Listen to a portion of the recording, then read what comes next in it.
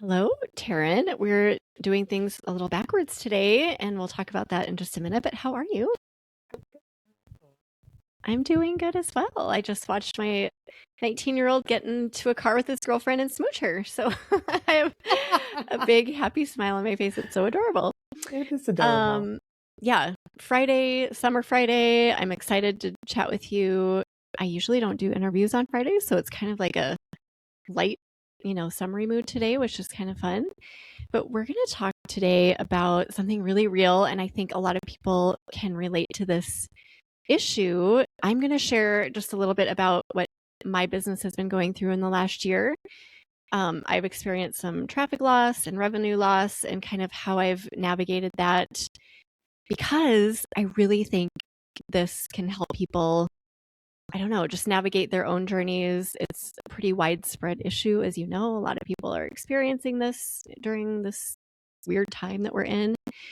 So that's going to be our conversation today. And Taryn is joining me just to have a conversation about it as opposed to me just throwing out a solo episode. So thank you for joining me. Taryn, do you want to give people a little bit of info about who you are? What do you do for eBlog Talk, etc.? Yeah, definitely. So hello. So happy to be here. I think this is going to be a really good conversation. But first, yes, my name is Taryn. I am the community manager for eBlog Talk, which I've been doing for 2, 3 years. I'm not even Oh sure how gosh, long now. 3, I think, at I least, think, right? yeah. Yeah, it's been a And I while. love it. It's fantastic. I help manage the community in general, which typically involves the inner circle and the Slack group, as well as helping out with the mastermind and just really supporting members of the eBlock Talk community. So that's great. And then I also have my own food blog, Hot Pan Kitchen, which I started in 2017. So I'm coming up really close on 10 years next year. Yeah, crazy.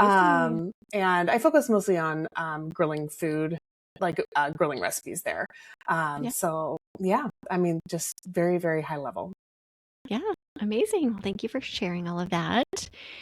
So I guess we can just start having a conversation about this very Yeah. real issue. Yeah. um, yeah. I Uh, think, do you want me to go ahead and kick it off yeah, since go ahead. I want to give you lots of good questions because I think that people love hearing from you, Megan.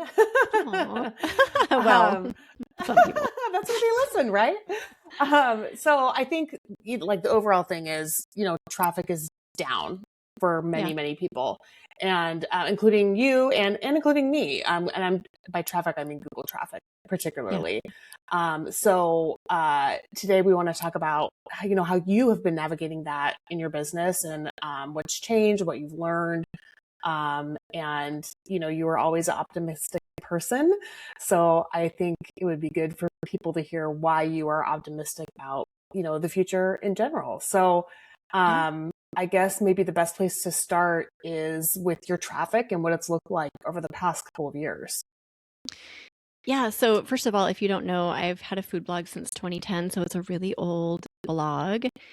I started out just like everyone else back in that era, kind of just putting up all kinds of recipes. So, I did like salads, main dishes. I mean, it was all across the board, desserts, everything. So, I have so much content on my site. And in recent years, I've just kind of felt like that hasn't been serving me well. So I've really tried to narrow my focus because you always hear when you niche down, that's where the success is.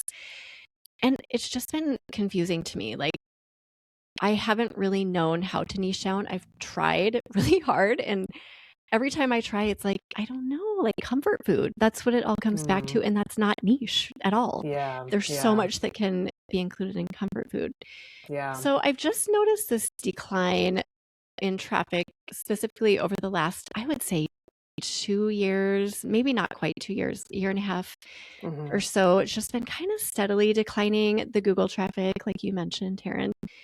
And it just felt like I needed to figure some stuff out if I wanted to turn it around.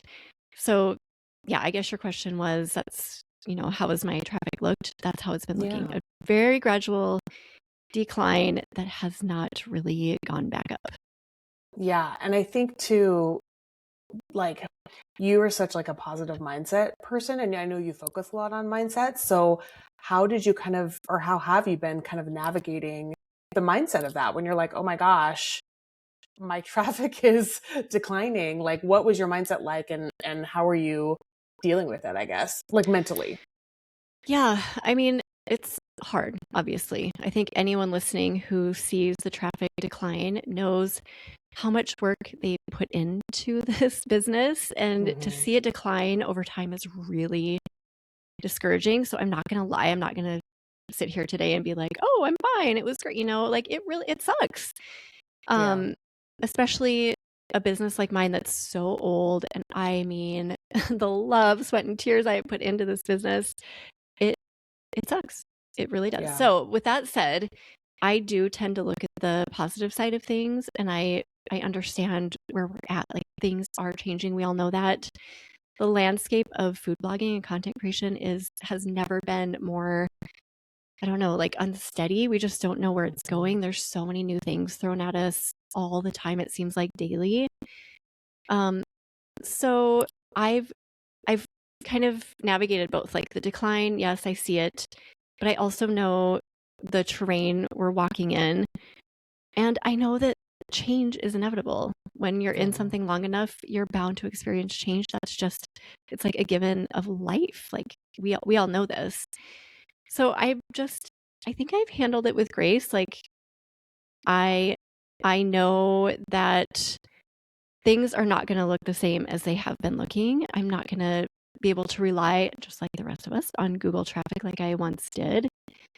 So I just need to pivot. And I think that we all need to adopt that mindset of maybe grieving a little bit for the way things were and how easy things used to be with ad revenue, and also pivoting and being willing to adjust our strategies and our mindsets, and just having a little bit more resilience.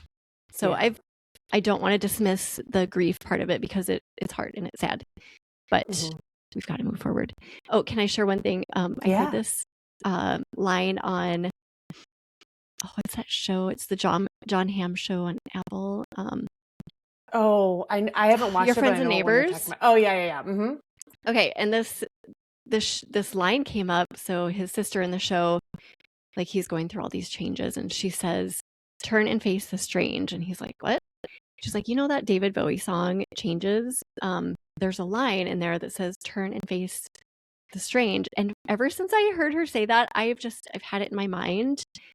We all need to do that, not just in food blogging, but in life. Like, turning and facing the uncomfortable, weird things is the only way to move forward. And it has been literally my motto like 50 times a day. I've just been saying it, because outside of work, things are also strange, like in our house and beyond. So yeah, I just love that line. I wanted to share it. That's a really good line. And I think too, I've heard something similar where it's like, essentially face your fears, right? But like, lean into the discomfort, lean into the fear. That's where the growth happens. And I think, particularly anyone whose blog is on the decline, but really anybody in general, if you're looking for growth, you have to lean into the strange. You have to lean into the fear in some way to, what is that other phrase? Like, if you do what you've always done, you get what you've always got, Yeah. So anyway, I'm sure we could just keep throwing idioms out. Yeah, I know. You get the gist, but yeah, it's very important to do that. Yeah. Yes. Grieve exactly. first, and then lean in. Yeah. Yes, exactly. So, okay, well, you brought up pivoting. So let's maybe move on to that. Like, what does that look like? I know you are very good at trusting your gut. And so what was your gut telling you how to pivot? Or was it? And you were like, you had to search it out. I don't know. Yeah, I run my business heavily by intuition, and a little data too. But like, you've known me for a long time. I'm always like, my gut tells me this. And you're like, okay, you got to lean into it. So last fall, things were still going down despite the holidays coming up, which is usually when things are going back up. So I just thought, oh gosh, this doesn't feel right. It doesn't feel like previous years. Everything was just kind of all over the place. So I just had this gut feeling that I needed to lean heavy into video and social media, which is not something I've ever had the thought to do before. I have loathed social media in the past. I've avoided it. I avoided it for 6 years, Taryn. I had an Instagram account a long time ago, and I did not personally publish anything on that account for 6 years. So I avoided it. But simultaneously, I also had this kind of like burning passion to just dig in and see what I could do with it, which shocked the crap out of me. I was like, where is this coming from? This is so weird. So I listened and I kind of shelved a lot of the other things I was doing. Like I cut back on blog posts. I cut back on a lot of the normal Q4 things I would be doing. And I put a lot of energy into YouTube and creating long form video and then short form video for Instagram. And then I also publish on TikTok and YouTube Shorts. So that has been my main focus and pivot ever since then. And yeah, I think for me, that was just kind of what felt right. I know other people lean into like brand work or something, but it just feels like I needed to kind of shuffle my foundation around a little bit and restructure. And that felt like the right thing to do. Video, I know, is so huge right now. And I just feel like you can't go wrong if you build a solid business with a blog and video and social media. So that's kind of where I'm at. Yeah. And then, I mean, yes, I agree. I think video is also something that I've been leaning into. And I agree with all of what you're saying. I think where I have gotten frustrated in the past and where a lot of people get frustrated is they don't see results quickly. And a lot of the time that, like most things in blogging, it's very difficult to see results quickly. But what was your experience? Did you see results quickly? Did you not? How did you handle that? That sort of thing. Okay. I mean, I think everyone needs to like just know this. It is a time when you're not going to see results quickly. And if you do, you're the anomaly and it's great. And I'm happy for you, truly, but it's just not a given. You've got to commit to something that hopefully aligns with something you enjoy and just keep doing it. Keep showing up over and over and over and over until you seem like you might be crazy. Other people might think you're crazy. But if you just keep doing it, and if your gut tells you you got to keep going, and if you're seeing little signs of progress or success, and you just have that feeling like this is what my business needs, you just can't give up. Because, I mean, if we're basing like success on follower count on Instagram, no, I have not found success. But if we're basing success on, am I improving my reach? Yes, by a lot. Am I learning and growing? Oh my gosh, I've learned so much, not just about how to put together a short form video, but what like kind of audience psychology behind why people scroll and stop and watch. It is so cool the things you learn when you really just commit to letting it play out. You know, that graphic where it's like someone's digging for gold and then they stop right before the gold and you can see they gave up. That I feel like so many people do that because they don't see quote progress, but progress is happening even though you don't feel it or you don't see it. It's happening. So just keep going. That's been another one of my mottos, like just keep going. Well, and I think too, you know, like look for the small wins, right? Like you could, and that goes back to mindset, right? Like you can look for the negatives or you can try and look for the positive. And that is not to say don't stop and evaluate because you don't want to just keep going forever with no return. Like you need to like decide, you know, the point. And I don't know, did you have that in mind ahead of time? Or is it like, maybe this is a kind of a moot point because you know, we're saying you follow your gut and you trust your gut to tell you when it is enough or when it's not, I take it. I mean, I rely heavily on that gut feeling, but you also have to, you know if it's working. I think we talked about this in our mastermind group last week, actually. This topic was really great. We were talking about like, you know, how to determine what a good ROI is and when to stop a project, when to keep going and all of that. And we were talking about like, okay, let's say you give a project in your mind, like I'm going to give it 6 months and see if it works. And then 6 months is up. What do you do? And my point was, you already kind of know, like when you're getting close to the 6 months, you have little clues that you'll see that tell you if you should keep going, like little data points. For me on Instagram, like were things improving over time? Absolutely yes. Was I learning more? Absolutely yes. Was YouTube, were those numbers looking good? Were people commenting? Were people engaging? So you have those little nuggets, I think, to kind of back up your data, that tell you whether you should keep going or throw in the towel. Like if nothing would have happened within 6 months, if I would have felt like I haven't learned anything, nobody's engaging with my content, my reach is going down or whatever, like that probably would have been a sign to maybe pivot somewhere else. But Yeah. you can kind of see when things are trending up and down. Well, and I like to your point of having like check-ins and then you do a gut check. And that is like, I've tried several different things. And that is, I'm like, I'm going to give myself 6 months and then maybe I'll see if I'm ready to give it up. And most times it's like, nope, not ready yet. I said it was going to be 6 months, but I'm going to go for another 6 months. And then I'm going to go for another 6 months because I just, for whatever it is, I don't feel ready to give it up. And it sounds like that's sort of similar to what you're saying. Yeah. And I think some people get caught in a trap. Like if they reach 6 months and maybe there isn't any data showing that things are working, but they're like, but I put in this much time. How could I possibly give up now? That sort of thing. Then they keep going anyway. So I think you have to be realistic with yourself. Like, am I continuing this project because I said I would and I put in so much time, or am I continuing it because I feel it in, like, if there's a stirred up passion inside of me and the data is showing it. So I think you just have to kind of step outside yourself a little bit too. Yeah. And I think too, what you just said about data, there's actually, I have like two, I guess, questions for you regarding that. One is like learning, like where did you kind of look to learn how to do some of this stuff? Because I know that's something that trips people up.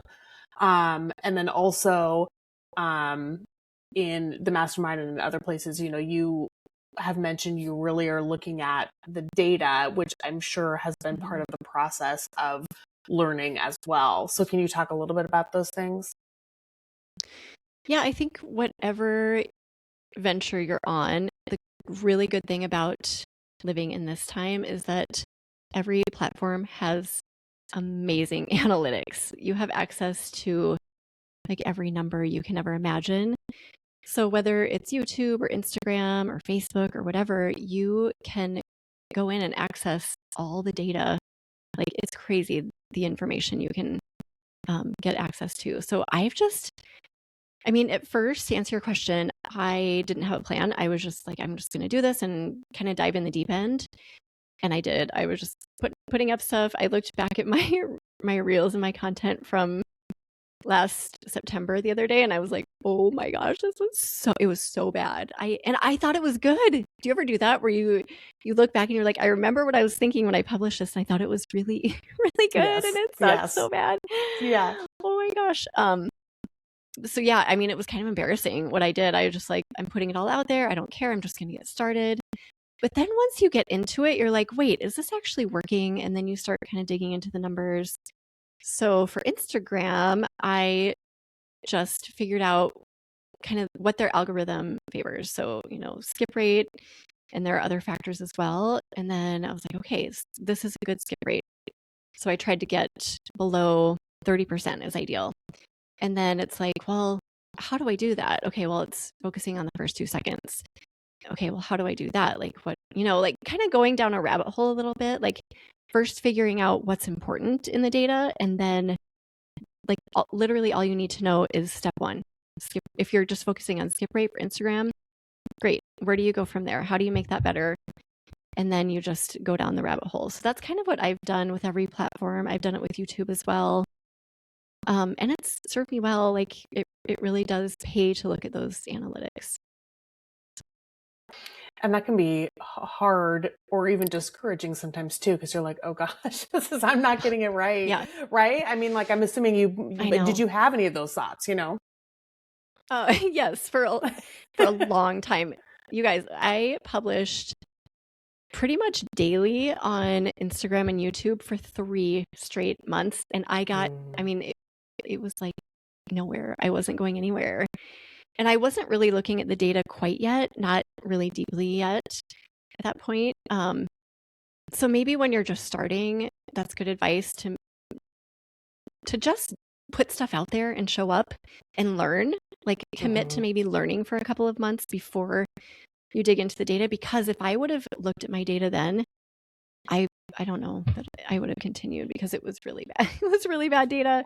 But then after that, once I'm like, okay, I think I've got the hang of this. I'm onto a niche. I've kind of figured out a style, like who I am as a video creator. Then I felt comfortable digging into the data. So be careful with that. Don't do it too soon, I think. Yeah, that was what I was going to ask next was like, when did things start to click? Like, what was kind of the progression of like, okay, you're trying.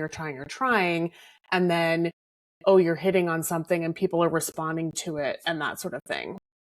Yeah. I had a pivotal moment with Instagram in February. So I had been publishing nearly daily content to the platform since the beginning of October. And it was just like, oh my gosh, I'm doing this over and over and over. Eventually it's got to click. And I just accidentally published 2 things in a row that were in the Instant Pot, and that were both desserts. And a previous version of Megan in like circa 2018, I used to do Instant Pot desserts all the time. And it was like one of my loves. I loved it.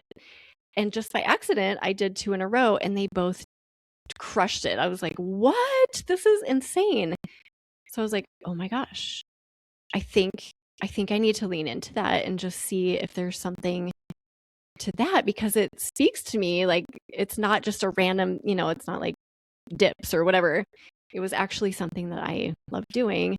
So I leaned heavily into that, and lo and behold, it turned out to be something Instagram really liked and also YouTube really liked. So I think you just need to keep trying stuff. If something is not working, don't be afraid to experiment and keep trying new things. If it's not working, it doesn't mean that you're not going to be a success on Instagram or fill in the blank. Maybe there's just some hidden niche that you haven't found on the platform, or a certain angle or a certain hook or a certain way to express you, or maybe it's that you're not showing up on camera enough. Just keep digging. I think, that would be my biggest piece of advice on that. Yeah, I think that's really good. And I think to your point about, you tried a lot of different things for a long time, right? And my hunch, and correct me if I'm wrong, is you weren't necessarily like, I have to post every day because that's what the algorithm wants, but more of I have to post or not have to, but I'm going to post every day because I need to test out and find what works. Yes, exactly. And I loved the experimentation of it. And once I got into the Instant Pot desserts, like creatively, I felt just re-engaged in a new way. Thank God, because I was doing like all these things I wasn't particularly passionate about, like, I don't know, potato soup. And I mean, potato soup for some people is, I'm sure, great, but it just wasn't lighting me up. I was like, gosh, how much more can I do? Like baked potato chips and baked sweet potato chips. And I was doing all these things. I'm like, what is it? So once I found that, I was like, oh, okay, this is great. This is like new fuel for the fire. And then I just haven't stopped since. I have so many ideas. I want to keep going, and I want to publish every day. And I get so excited to see, like, okay, did that hook work? Did this content work? Like Instant Pot Sunday sauce, is that working? Or a fudge? Like, you have to find that thing eventually that stirs up passion in your soul. If you don't, it's just a little drudgery, and you're eventually just going to want to stop.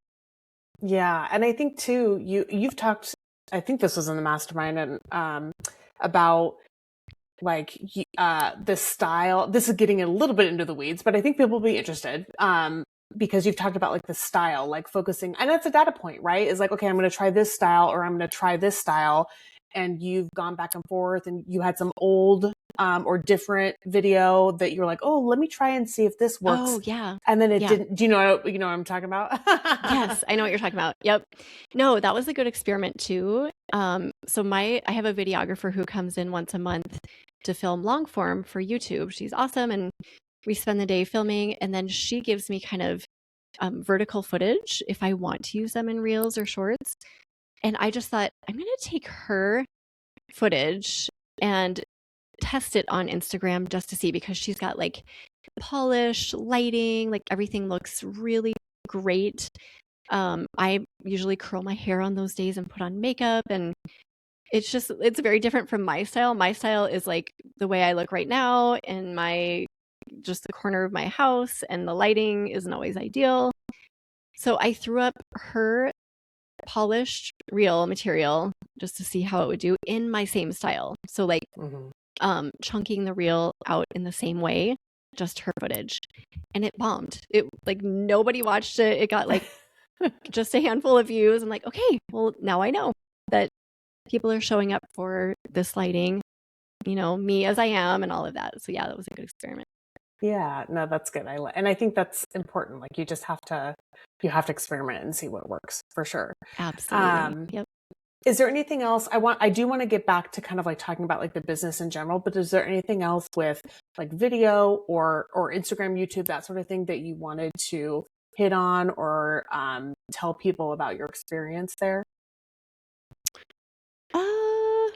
I don't think so. I think everything we talked about, just if that is a nudge for you to, just find the thing that lights you up and look at the data eventually and just keep going. I think that's kind of the main stuff there. Yeah. Okay, good. So okay, now focusing kind of back on your business overall, because we're all treating this, as a business. And if it's not a business for you yet, then, you might be working towards that. So while you're doing all this video, like what else is happening in your business? How are you trying to kind of like, I guess, compensate? You know what I mean? Yeah. Well, the video stuff has been a really great, healthy distraction for me, I think, because as I mentioned, the decline has been continuing. And just to like let you know how much it's been declining. So my ad revenue right now compared to a year ago is down 40%. And I just ran these numbers before I got on the call with you. So because of that, I've reassessed my business and really decreased my spending. So I have cut back on contractor spending by 55%, as like compared to a year ago. And I've also cut back on tools, apps, and plugins, etc., by 35% from a year ago. So I've had to really kind of weed my business and clean out things that I just don't quote need. And I've had to downgrade and get rid of apps and software and let go of contractors and decrease hours and all of that. So that's kind of been a biggie, and it's been hard. There have been some growing pains with that. But I will say, Taryn, that I feel like things feel so much simpler in a good way. Like a year ago, I remember just stressing out about email, and I don't know, I just felt stressed. Remember before I went on vacation, I was like, oh, I just need like 2 weeks. I can't look at anything. I don't feel like that anymore. I feel like I can go on vacation and take time off, but also look at my email because it's not the same feeling. Yeah. So I think it was hard, but I feel so much lighter because I've pulled the weeds in my business, so to speak. Yeah. So that's been a big thing. Did you have anything about that? Well, no, I think there was a lot there. I know like you've reduced the number of podcasts that you're doing, and you had already previously mentioned like the mastermind is sunsetting for now anyway. And so it's both Eat Blog Talk and Pip and Ebby, your food blog, right? It's you looked at it holistically. Everything. Yeah. Yep. Absolutely. Yeah. It's felt, it's honestly been a little bit liberating. It just like sometimes simplifying things in your business really just provides so much levity. I don't know. I just feel so much better and at ease now versus last year at this time. I don't, it's been a good change, but a hard change too. Yeah. I think and life is change. And if you want to succeed, you have to learn to pivot. And sometimes that involves, weeding. Yeah, it does. For sure.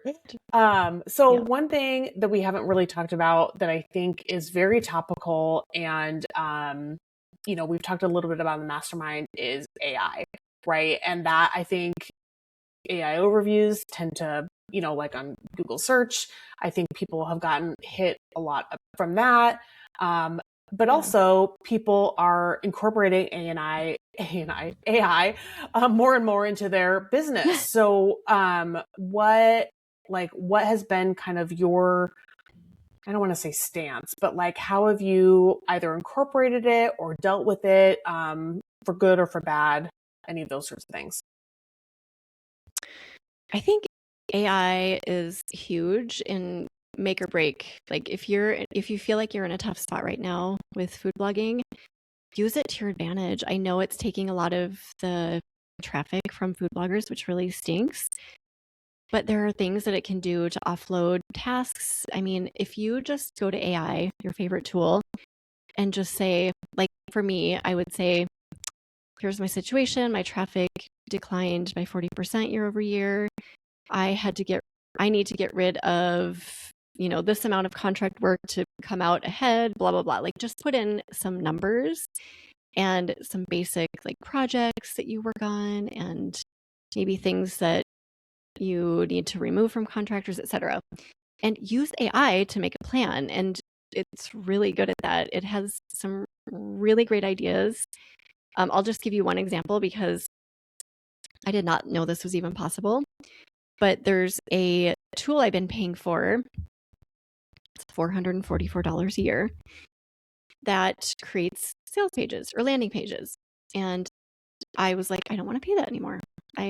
There has to be a better way, an easier way to create a landing page without hiring a designer.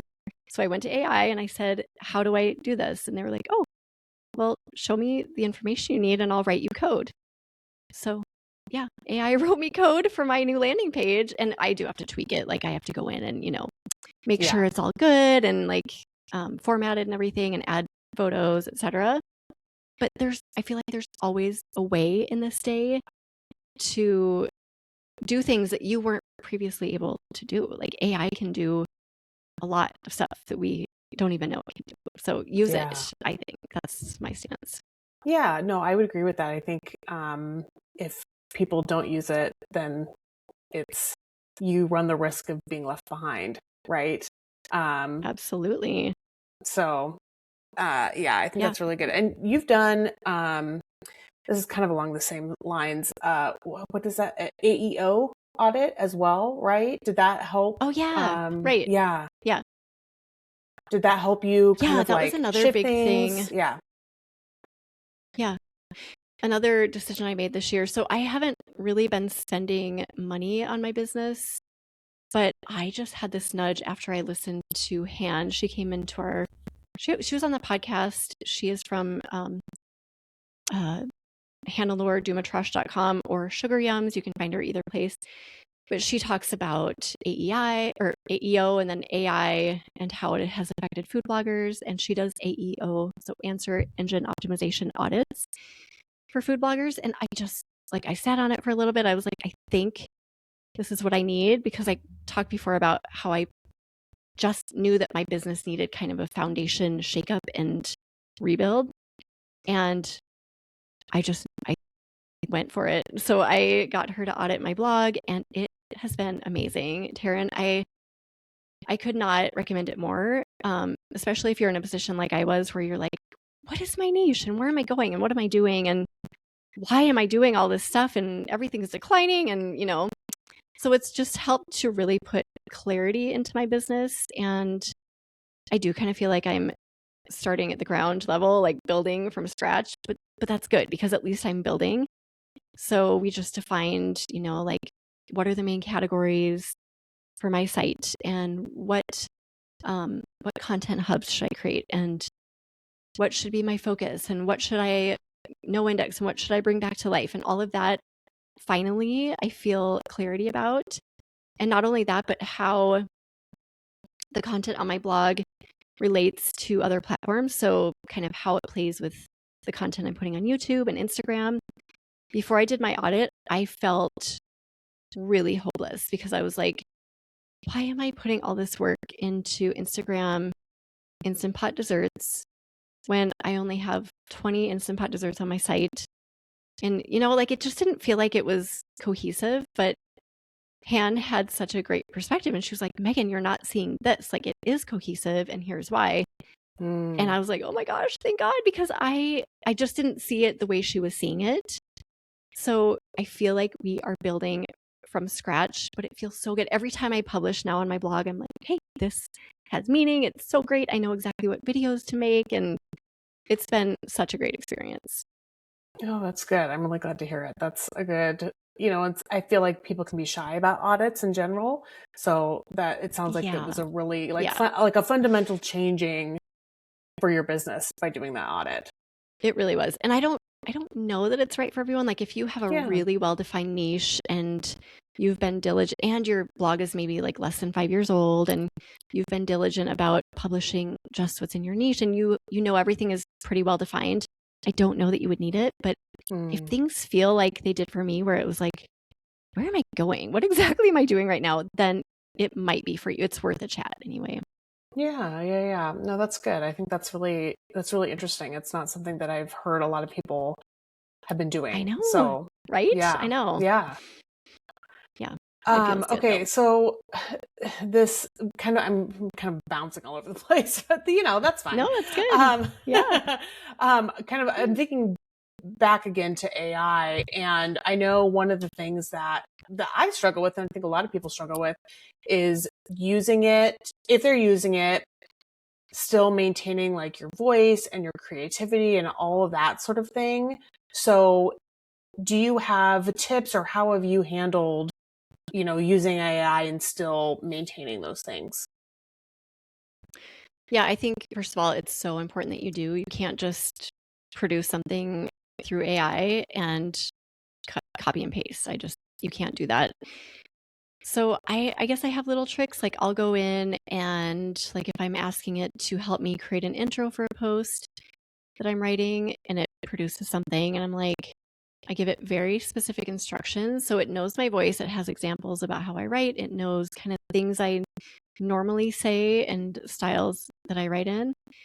So I refer to that, but then I will also, give it the instructions like keep AEO in mind, keep AI tools in mind, keep SEO in mind. And then the last thing I always do is, have you Meganized this enough? Like I really want this to sound like me. And then it's like, you're right, Megan, let's go through and blah, blah, blah.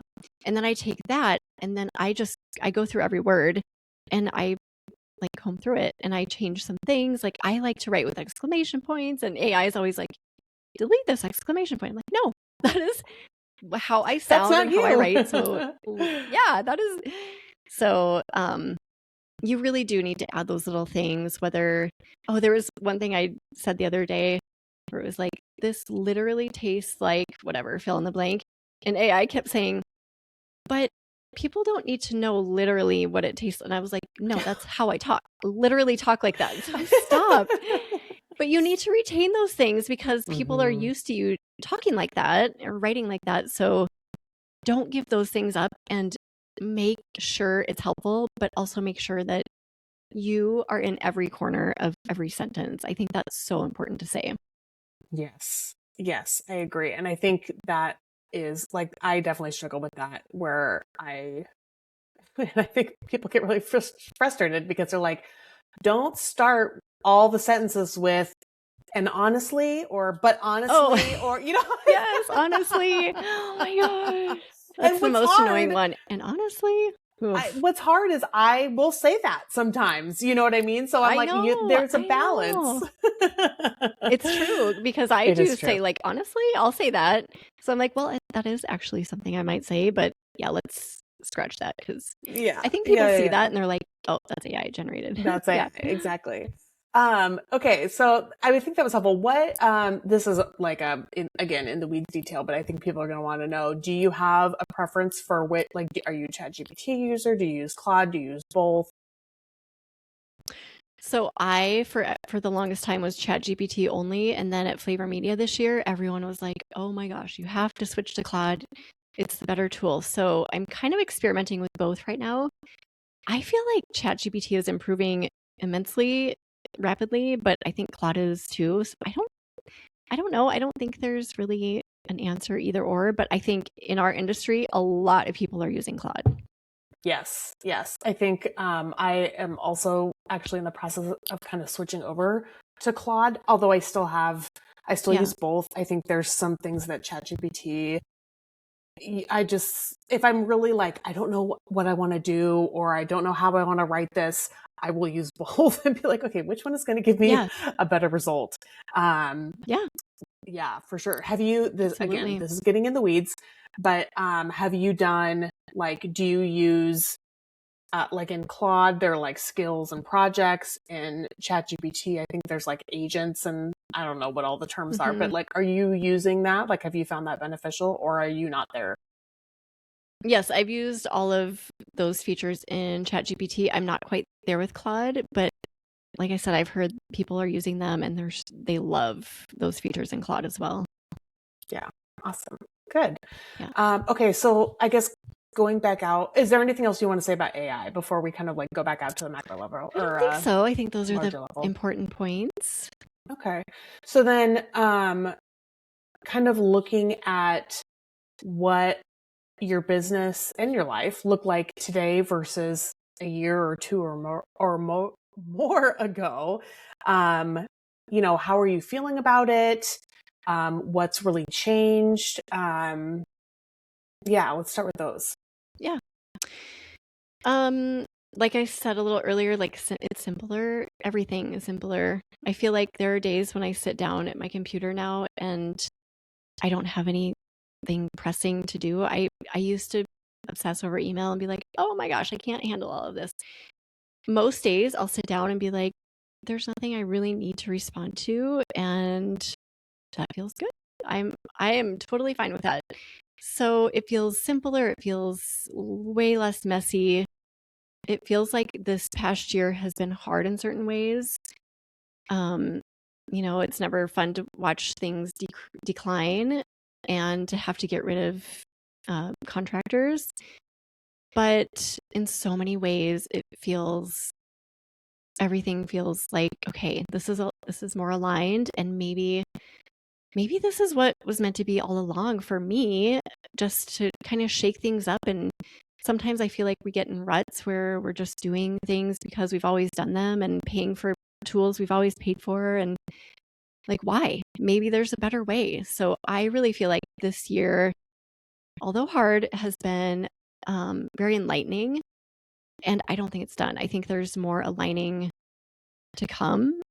So yeah, I don't know. That's kind of in a nutshell how I'm feeling. And that carries over Yeah. from business and to my life all across the board. I feel less stressed. I feel more peaceful, less pressure, less hurried. And like I Yeah. can take vacation and time without completely freaking out, which has been one of my traits in the past. So it feels really good. That's good. So, I mean, it sounds like there's a lot of, well, just kind of like peace around where you're at now with your Yeah, business. there is. Is there anything that you're really, and maybe we can infer this a little bit from our discussion, but is there anything that you're really excited about, like where your business is going? Ooh, what a good question. I think I'm still feeling so excited about video and kind of what shape that is going to take. I actually have no idea. I've had a few people ask me who are very ROI focused, like, what is your plan? Like, blogger friends, so they can Yeah. ask me that. And I'm like, I don't really have a plan. I'm just kind of following the fun and the joy, and I know it's going to lead somewhere really cool. I just know it is. So I just want to keep following those things that excite me and that feel good. I'm not doing the things that don't excite me anymore, like just taking them off my plate. So following the joy, following a little bit of data. So I don't really have a plan. Sorry, Taryn. Yeah. I don't. No. Just excitement, I guess. Like following the excitement is my answer Yeah. to that. No, that's good. I think that's fair. And I think, I mean, you don't want to never have a plan, but I think it's fair that if you have built up your business in such a way that you can have a little bit of time to follow the joy and follow your gut and that sort of thing, like, then that's great. I think that's ideal, right? Yeah. Kind of along Well, those can I throw something lines. back at you? Yeah, Can I throw a question? please. Okay. So with that in mind, that just brought up a question that I don't have an answer to, but yeah, like more established businesses, like if you've been blogging for over 5 years or something, and it's kind of, there's a little bit of momentum going, so you can play a little bit.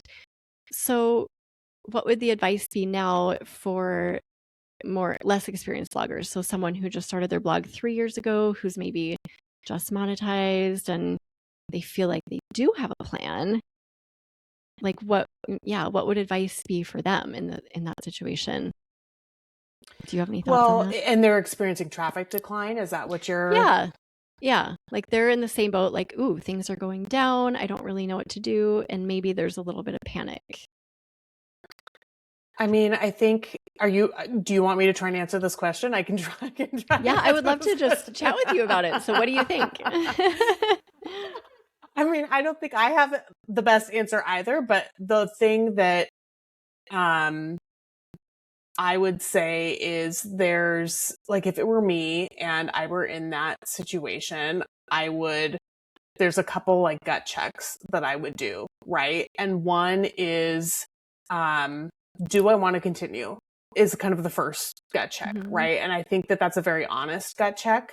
And it's okay to say yes, and it's okay to say no, Yeah. and many food bloggers I know have that gut check and ask themselves that question more often than people probably think. Yeah. And that's just Agreed. honest and real. So, that's the first thing. I think the other thing is, and this has always been a big topic, is, revenue diversification. And where, if you are 2 or 3 years in and you have, you just started maybe with an ad company and that's your only revenue, are there other things that you can do? And that could be blogging related or in like your normal life, right? Like if you are looking to increase your income because you're like, oh dear Lord, I need income, evaluating where else can you get income? What skills do you have? Whether they're blogging related or not, to try and build up a little bit of like, I don't want to say a nest egg, but like, build up your comfort level so that maybe you can go and explore other things that aren't going to bring in, like with your food blog, that aren't going to bring in revenue right away, but are, longer term, revenue streams. That, I guess that would, which is, it's a hard answer. I don't know that there is one solid answer, but that would be my suggestion. What about you? I like that. No, that brought up something that I've just been thinking about too lately, and that is if you don't know where to lean with diversification, think about your brand and trying, because I think right now brand diversification is so important. It trumps everything. We're in an age where like it's not just about the blog or it's not just about Instagram or social media. It's everything. It's like the big picture. So how can you diversify on, in video, on YouTube, etc., and thinking about that and knowing it's going to be long term, and just like we were talking about earlier, just keep showing up and putting in the work day after day, month after month, and it's going to pay off.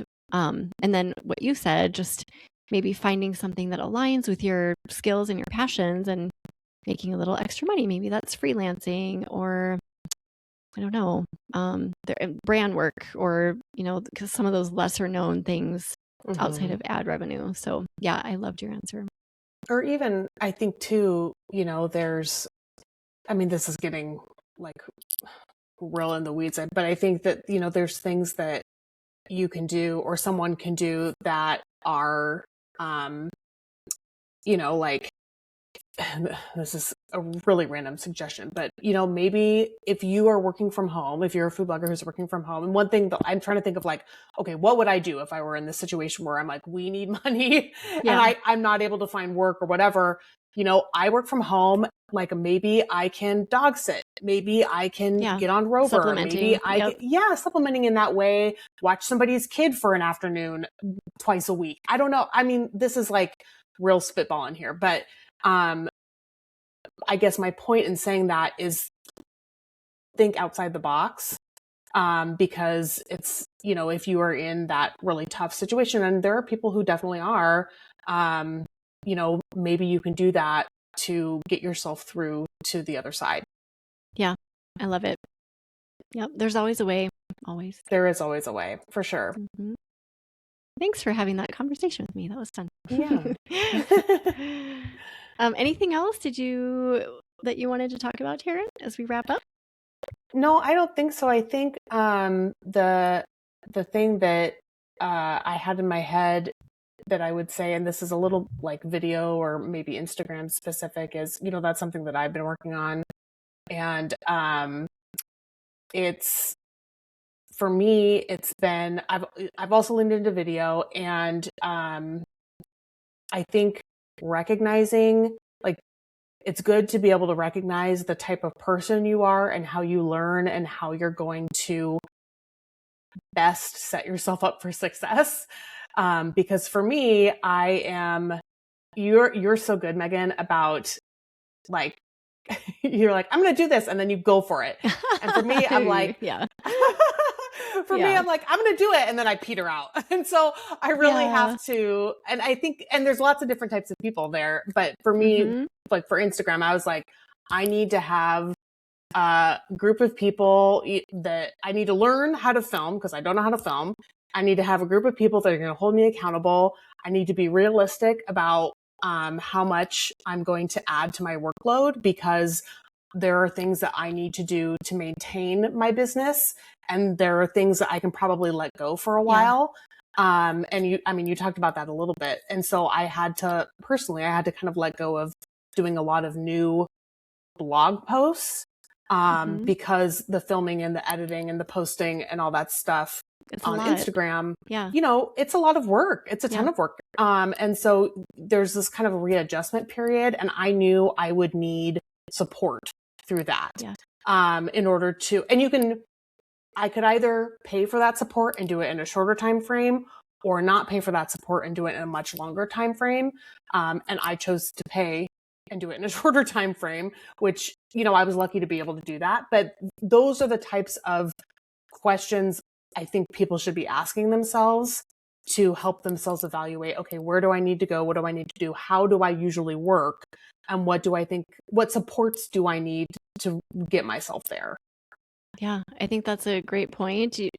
Not to just think something sounds great and to dig in without giving it some forethought, because you don't want to get 2 months in and like, oh my gosh, I've let everything fall away and now my business is crumbling. You do want to think about it in advance and get supports in place. And like you said, accountability is huge too. Maybe you need to join a mastermind or a group of some sort just to have that accountability. So I think that's great. And use AI too. Like if you have an idea or some sort of vision for what you want to do, like if you want to do what I did, like, okay, I'm going to publish shorts and reels every day for 2 months. Great. But don't just do that without thinking through it. Like put it into AI, put your other tasks and projects in there and say, how can I do this so it's sustainable, and kind of, have a plan in your mind so you're not, throwing in the towel 2 days in or whatever. So I'm glad you brought that up too. Yeah. All right. That's good. So good. And then it just, maybe we could each give a little final word of encouragement for people in the boat where, I feel like we've kind of done this throughout our chat, but if somebody is feeling like, okay, my traffic is going down, down, down, down, I feel so discouraged. I don't know. What encouragement would you give them just off the top of your head? I think one thing I would say is, and we kind of said this already, but like look for the wins, because if you focus on the negative, that's what you're going to see, right? And you're just it's going to be this feedback loop. So are there things that you can focus on and look for like the small wins, even if they're like minuscule, to help you kind of get out of that mindset? Because I think that mindset is going to hurt you in the long run. It's not necessarily like a specific action that somebody can take to, but I think that's maybe the first step. Okay. I love that. That's great. And then I guess I would say all the stuff we've talked about, but maybe try decluttering your business and just see what happens. Because when I started the whole video fiasco last September, there are things that naturally fell away that I just didn't have time for, because I was like, I'm into this video thing, and they're gone. Like they're, and it's fine. Like some things just died away, and I was like, oh my gosh, I was doing that forever and I didn't need to. So really take a fine tooth comb through your business, and don't be afraid to look at things and pass some things off or completely get rid of them for a time just to see what happens.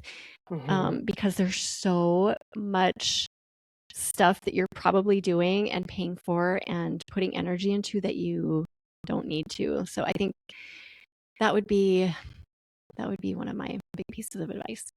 Along the same lines, and maybe this would be a third step. We don't have to keep going, but I just really quickly is, to your point previously about using AI, and that is where I am at now in terms of how can I, because video and recording and all that stuff is taking up so much of my time, and I'm getting better, and that time is decreasing, but what areas of my business can I really use AI in a much better way than what I'm currently using to decrease the amount of time that I'm spending on, like, for me, that looks like writing my emails in a much more efficient way. And to do that, I'm like building skills in Claude and really working with it to like get my tone and all that sort of stuff. And also post updates, because I have a bunch of post updates. I don't want to totally ignore my website. And so I'm working again with Claude to set up like a really not fully automated, but as close to automated as I'm comfortable with, to really get that process going so that it's working in the background. And I just need like, it only needs like whatever 10% of my brain to get it over the finish line. So I think that's another thing that people can do as well. And it's hard because it takes time away from your business to work on your business to get that set up. But I think in the long run, that'll pay off. For sure. Once you do it, it does pay off. Yeah. Use AI to use AI, and lean into it, and let it be your business partner, or consider it your co-CEO or whatever you call yourself, and just talk with it like what you just did. Like, okay, listen, I want to spend this percentage of time less doing this. And it's incredibly powerful when you can see AI as a partner in what you're doing versus like a tool that's delivering results to you. Yes. And I will say really fast, no, you're quick good. tip at the end, since I know we've had such a long conversation. It's been so good. Is one thing that I've done, I don't know if ChatGPT does this, I'm sure it probably does. I've been doing it with Claude, is when I am like driving my kids to school or when I am on a walk, I will talk to AI. I use the little microphone button and I'll talk to AI. And you can, with Claude, there's like a little play button at the end of their responses where it'll read it back to you. So I don't have to be like type, because you shouldn't be typing. Maybe some people do it, and I'm sure I have done it in the past, but like ideally you're not, typing and driving or whatever, those sorts of things.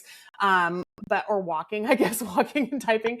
But that has really helped me particularly when I'm walking and I'm thinking and I'm kind of like outdoors and my environment's different.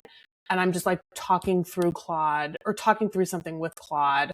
And I don't know, it's just like a different thought process. And I'm so much faster getting things out verbally than I am typing. So that's something, if you're not doing that, think about doing that. Yeah, it makes it so much easier to use. Like Mhm. sometimes it'll be daunting. Like I don't want to sit down and write out this issue or this question or Yeah. this whatever problem I'm having. So I'll just take my microphone and do what you said and just talk through it in like 2 minutes. And then it's like, Yes. okay, oh my gosh, that was so easy. Yeah, Yes. that's a great suggestion. I feel like this episode is, yeah, just valuable. I think in our time, we need a little encouragement. We all do. So hopefully this gives you guys some good little nuggets and some ways to move forward. And if you have any questions or need any support at all, please feel free to reach out to me and Taryn at eBlog Talk or Megan at eBlog Talk, and join the inner circle. It is like shameless plug, but it is such a great group. I mean, it gets better every month too. It is so good. It's a low cost investment, and I promise you won't find anything better for food bloggers out there for what we deliver. It's amazing. Yeah. It's a wonderful group of people for sure. It is. And Taryn does such a good job running it. And you can find that at eblogtalk.com/focus if you're interested. Okay. Well, thanks, Taryn. It was so lovely to chat with you today. And thanks for listening, food bloggers. See you next time.